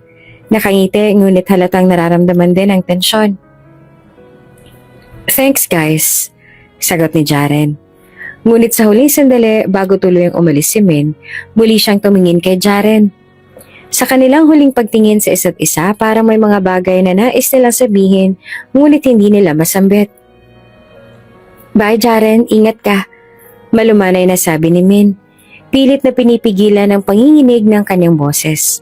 Sa huling sandali, tumalikod siya at habang papalayo na sila, sa bawat hakbang niya, ramdam niyang parang unti-unti siyang bumibitaw sa mga alaala nilang dalawa. Nang makalayo na sila sa restaurant, biglang nagtanong ang isa sa kanyang mga kaibigan. Men, okay ka lang ba talaga? Nakita nila kung paano siya naging tahimik sa buong tagpo. Huminga ng malalim si Men bago sumagot. Pilit itong ngumiti. Oo, okay lang ako. Matagal na rin kaming tapos. Sabi niya. Pero ramdam ng lahat na may bigat sa kanyang boses. Sa kabila ng kanyang mga salita, alam nilang hindi ganoong kadaling burahin ang mga alaala. Lalo na kapag ang puso ay minsan ang umasa at umibig ng lubos. Samantala sa event na pupuntahan ni Jaren at ang kanyang nobya na si Cassandra, nagulat si Jaren na makita ang mga magulang ni Min, sina Mr. and Mrs. Florendo. Nakabilang din pala sa mga invited guests. Ito ay isang high-profile charity gala na dinaluhan ng mga kilalang negosyante, celebrities at mga influencers. Ang lugar ay eleganteng inayos, puno ng chandelier, red carpet, at mga long tables na puno ng mamahaling pagkain. Habang magkasama sina Jaren at Cassandra, abala naman sa pakikipagsalamuha sa iba pang mga bisita. Bigla na lamang natagpuan nilang mga sarili nilang nasa harap na ng pamilya ni Men. Nang makita ni Ginoong Florendo si Jaren, tila hindi siya makapaniwala. Halos bumagsak ang panga niya at si Ginang Florendo naman ay bahagyang napaigtad at nanlaki ang mga mata. Jaren? Tanong ni Ginang Florendo.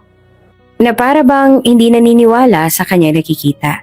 Sa isip niya, ito ba ang dating magtataho na ayaw ko makarelasyon ng anak ko? Nagtagpo ang mga mata ni Jaren at ang mga magulang ni Men. Pero imbes na alanganin, kalmado at profesional si Jaren. Suot niya ang isang simple ngunit eleganteng tailored suit. Bagay na bagay sa kanyang bagong posisyon bilang CEO ng isang matagumpay na restaurant chain. Ang kanyang aura ay puno ng confidence at tagumpay. Malayong malayo sa dating imahe niya bilang isang simpleng tendero ng taho. Good evening, Mr. and Mrs. Florendo. It's nice to see you again.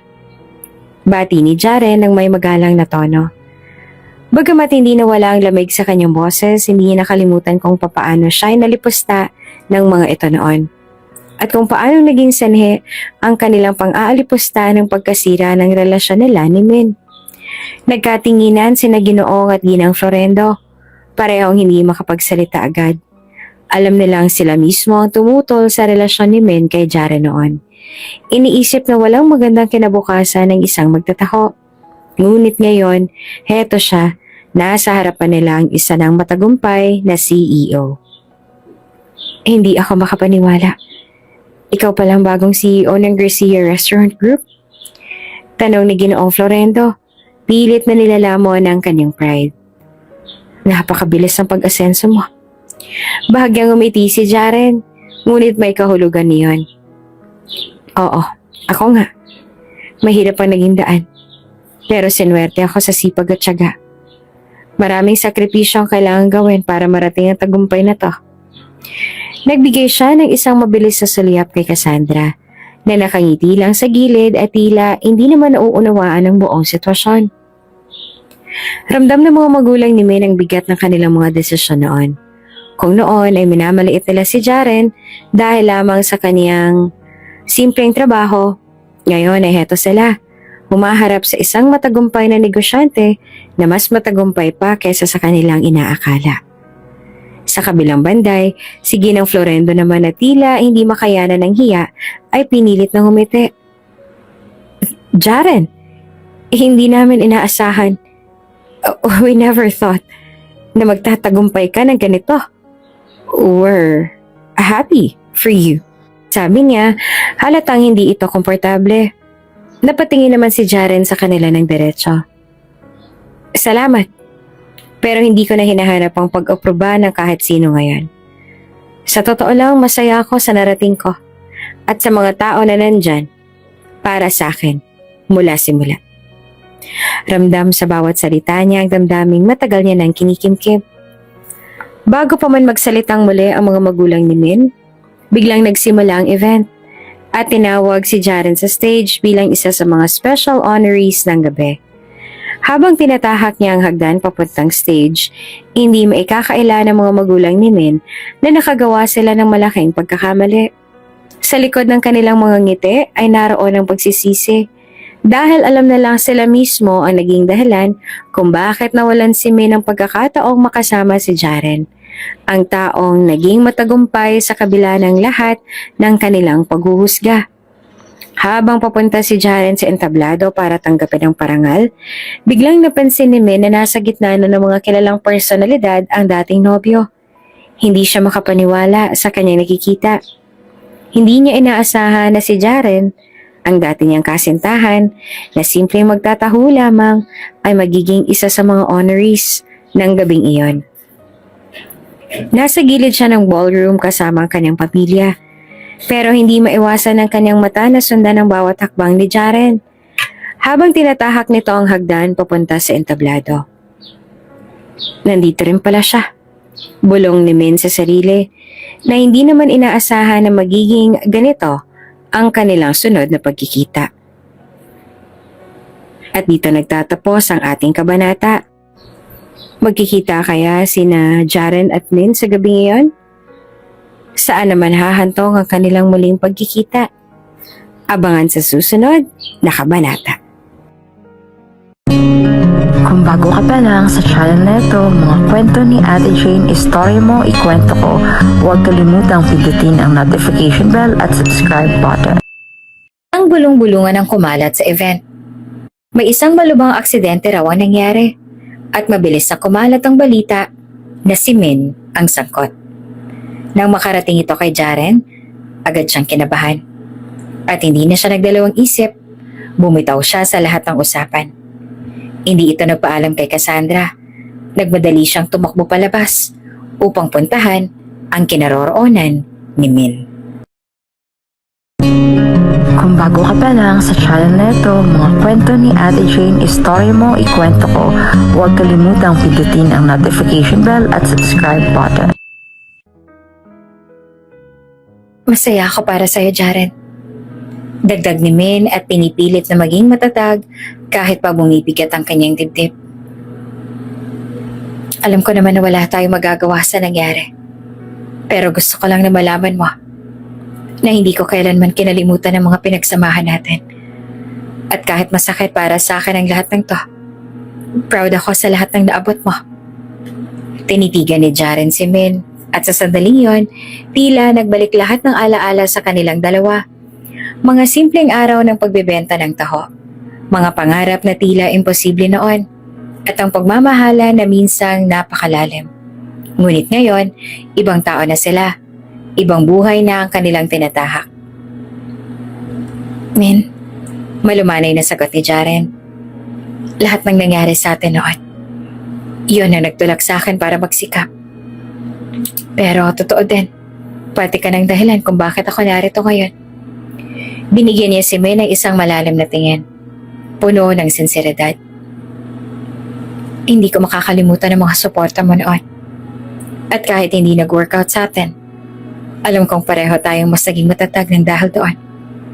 Napatango naman si Min. Ngunit sa kabila ng kanyang pilit na pagtanggap, alam niyang may parte ng puso niya na hindi pa rin handa na tuluyang bitawan ang nakaraan. Salamat, Jaren. Mahina niyang sabi. I guess kailangan ko lang tanggapin na tapos na talaga. Tumango naman si Jaren. Alam niyang mahirap ang ganitong mga usapan. Pero may bahagi rin ng kanyang puso na natutuwa na nagkaroon sila ng pagkakataon na linawin ang lahat. Oo, Min. Pero kahit natapos na, lagi kong ipagpapasalamat ang lahat ng naitulong mo sa akin noon. Nakangiti si Min. Bagamat may bahid ng lungkot, basta lagi kang mag-iingat.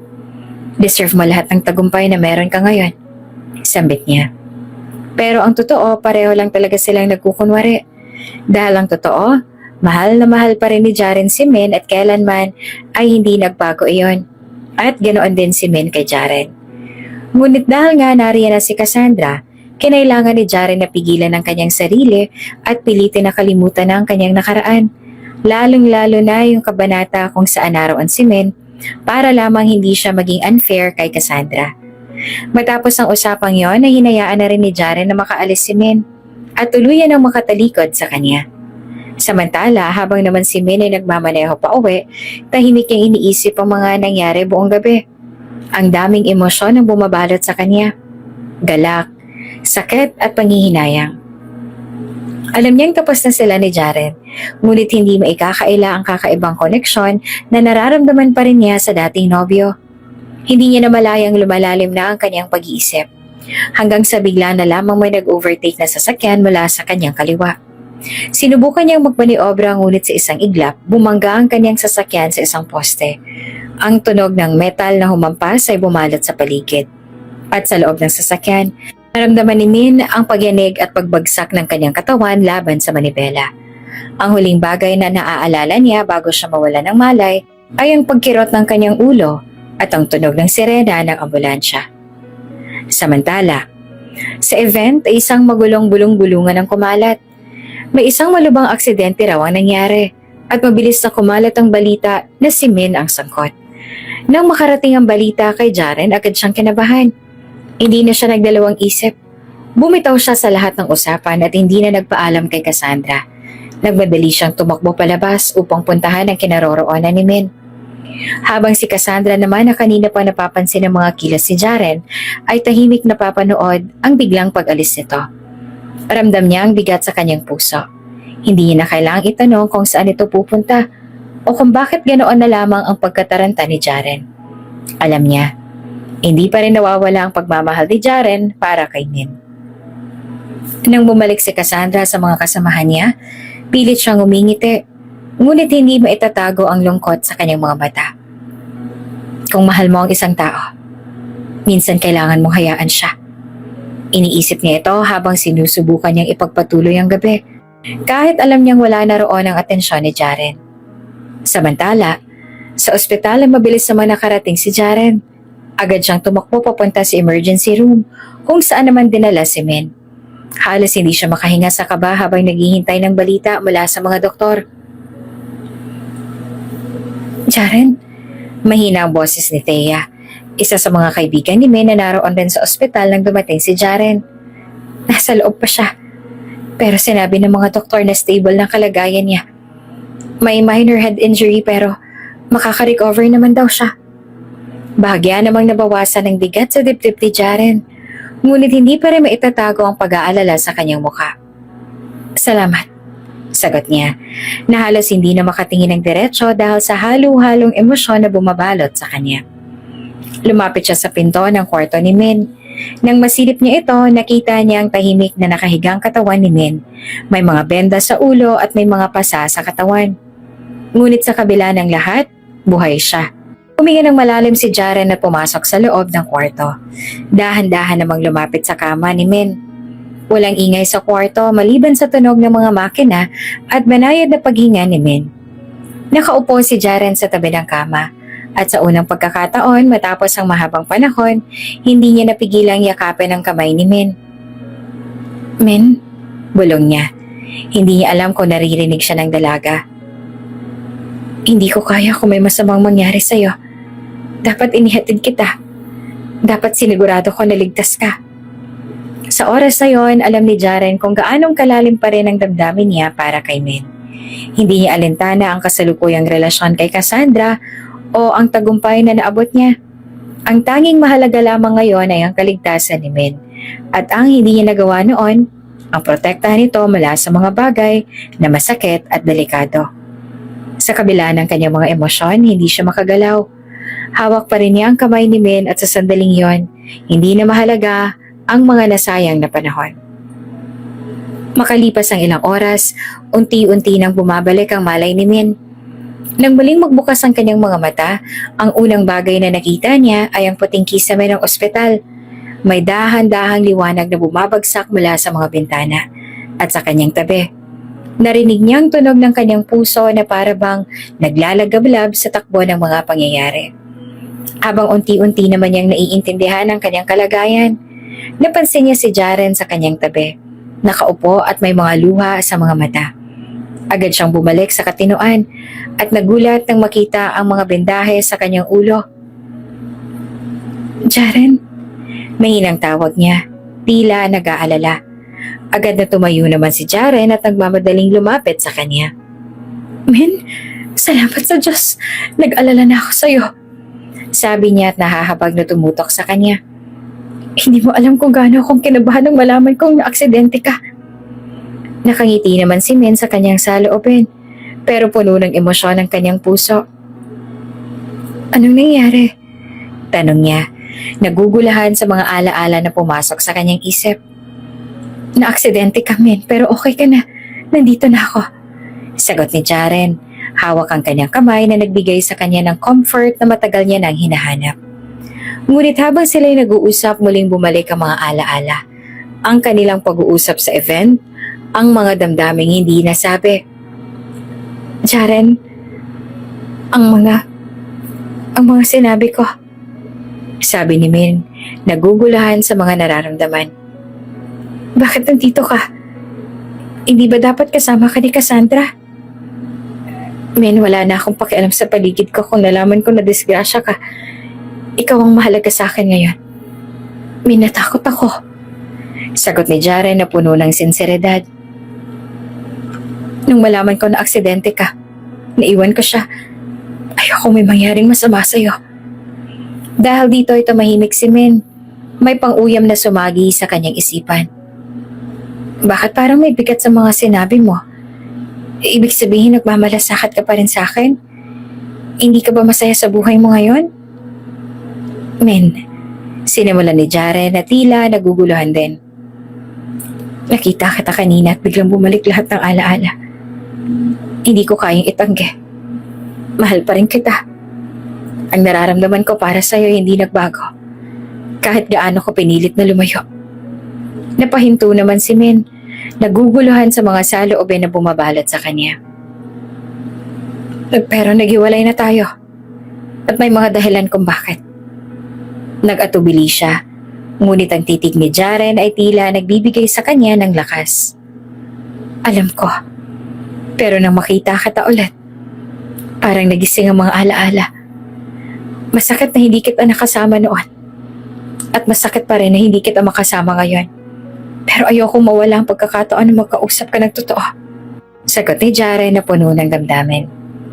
Naisip ni Min ang mga pagkakataon na nagdusa siya sa pagkawala ni Jaren, ang mga desisyong kaniyang ginawa at ang bigat ng kaniyang puso.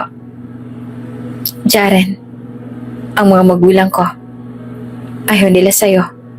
Noon. Akala ko tama ang desisyon ko pero ngayon parang mali. Min, kahit ano pang sabihin ng iba, ang puso natin ang dapat nating sundin. Alam ko na marami tayong napagdaanan, pero handa ako makipaglaban para sa'yo.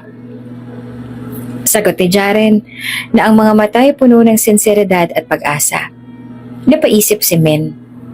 Ginusto niyang maniwala na ang lahat ay maayos na. Hindi madali, Jaren. Pero kung bibigyan mo ako ng pagkakataon, handa akong subukan. Handa akong lumaban din sa ating dalawa. Tumango si Jaren at sa mga salitang yon nagkaroon sila ng bagong simula. Alam kong hindi magiging madali. Pero handa ako maghintay. Ang mahalaga ay nandito ka. At sana makasama kitang muli. At sa mga oras na yon, bumagsak na lang ang mga luha ni Min pero ang mga ito ay luha ng kasiyahan. Hawak-hawak nila ang kamay ng isa't isa. Nagbigay sila ng isang kasunduan sa pagitan ng mga puso nilang, isang pagkakataon na muling nagsimula at ituwid ang mga pagkakamali ng nakaraan. Salamat, Jaren. Sabi ni Min. Hindi ko na kaya mawala ka ulit. Gumiti si Jaren habang ramdam na ramdam niya ang mga pagbabagong nagaganap. Makalipas ang ilang araw, unti-unti nang nakabawi si Min mula sa kanyang aksidente. Habang si Jaren naman ay nasa kanyang mansyon at nakaramdam na rin ng kaunting ginhawa. Habang siya ay nagpapahinga, nagpasya siyang tumawag kay Cassandra para sa isang masinsinang pag-uusap. Alam niyang kailangan nilang linawin ang sitwasyon at hindi ito magiging madali. Nakipagkita siya sa dalaga sa isang restaurant upang doon mag-usap. At habang nag-uusap sila, napagkasunduan nilang maging tapat sa kanilang nararamdaman. Cassandra, hindi ko kayang ipagpatuloy pang relasyon natin kung alam kong may ibang tao sa puso ko. Sabi ni Jaren na makausap niya si Cassandra. Diretsahan na iyon at wala nang paligoy-ligoy pa. Jaren, naiintindihan ko. Alam kong mahal mo si Men at wala akong karapatan na pigilan ka. Basta huwag mong kalimutan na I wish you both happiness. Sagot ni Cassandra na may ngiti sa kanyang mga labi. Naging maluwag ang pagtanggap ng dalaga. Nilawakan lang niya ang kanyang pangunawa dahil wala rin namang mangyayari kung magagalit pa siya. Nagtapos ang kanilang usapan sa isang magandang pagkakaintindihan. Nagpasya silang maghiwalay ng maayos, walang sama ng loob. Sa ganitong paraan, pareho silang nakapag-move on at nakapagbigay ng espasyo para sa kanilang mga puso. Samantala, pagkalipas ng ilang araw, muling nag-usap si Jaren at ang mga magulang ni Min. Sa isang tahimik na kainan sa labas, nagbigay siya ng isang matibay na dahilan upang humingi ng pagkakataon. Gusto ko po sanang hilingin ang kamay ni Min, sabik na sabi ni Jaren habang tinititigan ng magulang ni Min. Mahal ko siya at handa akong gawin ang lahat para sa kanyang kaligayahan. At dahil sa kanyang mga salita, nagulat ang mga magulang ni Min. Matagal na nilang alam na hindi naging madali ang relasyon ng kanilang anak kay Jaren. Ngunit sa mga sandali yon, nakakita sila ng sinseridad sa mga mata ni Jaren. Jaren, natutuwa kami sa iyong pag-unlad. Kung si Min ang tunay mong mahal, kami ay sumusuporta sa inyong dalawa. At humihingi rin kami ng tawad kung nahusgahan ka namin noon. Patawarin mo sana kami. Sagot ng kanyang ama na may ngiti na sa labi. Walang ibang tao na makapagbibigay ng kaligayahan kay Min kundi ikaw. Dagdag naman ang kanyang ina. Kung handa kang harapin ang mga hamon, binibigay namin ang pahintulot. Muling bumalik ang mga ngiti sa labi ni Jaren. Naramdaman niya ang pag-asa sa kanyang puso. Nang makalipas ang ilang linggo ay naganap ang isang simpleng kasal sa isang magandang simbahan. Ang mga kaibigan at pamilya nila ay nagtipon para sa espesyal na araw na ito. Si Min ay nakasuot ng isang puting gown at nakaramdam ng labis na kaligayahan habang naglalakad siya patungo sa altar. Nakasmile naman si Jaren, nakasuot ng klasikong tuxedo na puno ng pagmamalaki at pagmamahal. Sa mga seremonya, nagpakita ng mga pangako ang bawat isa, mga salitang puno ng pagmamahal at pag-asa para sa kanilang hinaharap. I vow to love you, support you, and be there for you, no matter what challenges we face. Sabi ni Jaren habang ang luha ay bumubuhos sa kanyang mga mata. I promise to stand by you and build a life full of love and laughter. Sagot naman ni Min na nagdudulot ng mga ngiti sa mga tao sa paligid nila. Matapos ang kasal, nagdaos sila ng maliit na salo-salo kasama ang kanilang mga kaibigan at pamilya. Ang mga ngiti at tawanan ay punong-puno ng ligaya at saya. Nang makalipas ang ilang taon, nagkaroon sila ng magandang pamilya. Ang kanilang tahanan ay punong-puno ng mga anak, mga bata na puno ng buhay at saya. Ang bawat araw ay nagiging mas makulay dahil sa pagmamahalan at pagkakaintindihan na kanilang itinaguyod. Nakatayo si Jaren at Min sa labas ng kanilang bahay. Sabay nilang pinapanood ang mga anak nilang naglalaro. Mahal, hindi ko akalain na sa atin pa rin pala papanig ang tadhana. Sabi ni Min habang nakatingin kay Jaren. Alam mo Min, simula noon, hindi ko na kanayang isipin ang buhay ko nang wala ka. Salamat sa lahat. Sagot ni Jaren at inabot ang kamay ni Min. Habang sila'y naglalakad pabalik sa kanilang tahanan, puno naman ng ngiti at pagmamahalan. Alam nila na ang kanilang kwento ay isa lamang simula. Isang kwento ng tunay na pag-ibig na walang katapusan. Kahit na pinaglayo sina Min at Jaren ng tadhana, sa kabila ng lahat ng mga pagsubok at hindi pagkakaunawaan, tila may isang puwersang nag-uugnay sa kanila. Maraming nangyaring hindi kanais-nais sa kanilang relasyon at ang mga salitang nagdulot ng sakit, mga pagkukulang na hindi napunan at mga pagkakataong tila hindi na sila magkikita pang muli. Ngunit sa kabila ng mga hadlang na ito, ang pagmamahal nila sa isa't isa ay patuloy na umusbong. Sa bawat paglipas ng panahon, unti-unting lumulutang ang mga alaala ng mga masasayang sandali na kanilang pinagsaluhan, ang mga tawanan, ang mga simpleng usapan sa harap ng sari-saring taho. At ang mga pangarap na sabay nilang itinayo ay tila naging gabay sa kanilang mga puso. Kahit nasa pisikal na distansya, ang damdamin ay hindi kailanman nawala. Nagpatuloy ang buhay ni Min noon sa piling ng kanyang pamilya. Ngunit sa tuwing siya'y nag-iisa, hindi maikakailang sakit na dulot ng pagkawala ni Jaren. Sa kanyang isip, may puwang na walang makakapuno kundi siya. Samantalang si Jaren naman ay sa kanyang pagsusumikap, madalas na naiisip si Min. Ang babae nagbibigay ng inspirasyon sa kanya upang magpatuloy sa kabila ng lahat. Dumating ang panahon na pareho silang nag-isip na sa kabila ng mga pagsubok na kanilang dinaranas, ang pagmamahal na kanilang nararanasan ay higit pa sa mga salita at pananaw. Naging determinadong muli nang hanapin ang isa't isa, kahit na tila napakahirap. At sa kabila ng mga nangyari, nagkaroon sila ng lakas ng loob na harapin ang mga ito. Nagpakatatag para sa pag-ibig na pinagsaluhan nilang dalawa. Sa huli, nagtagumpay ang kanilang pagmamahalan. Sila ay muling nagkita, nag-ayos at nag-usap. Nalaman naman nilang walang hadlang na makakapigil sa tunay na pag-ibig. Ang mga pagsubok ay hindi naglaho. Ngunit sa halip ay naging pagkakataon upang lalong patatagin ang kanilang ugnayan. Ang pagmamahal nila ay nagpatuloy.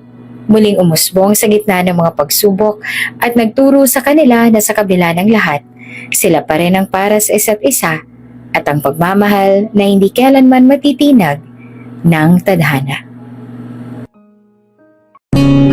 Kung bago ka pa lang sa channel na ito, mga kwento ni Ate Jane, istorya mo, ikwento ko, huwag kalimutang pindutin ang notification bell at subscribe button.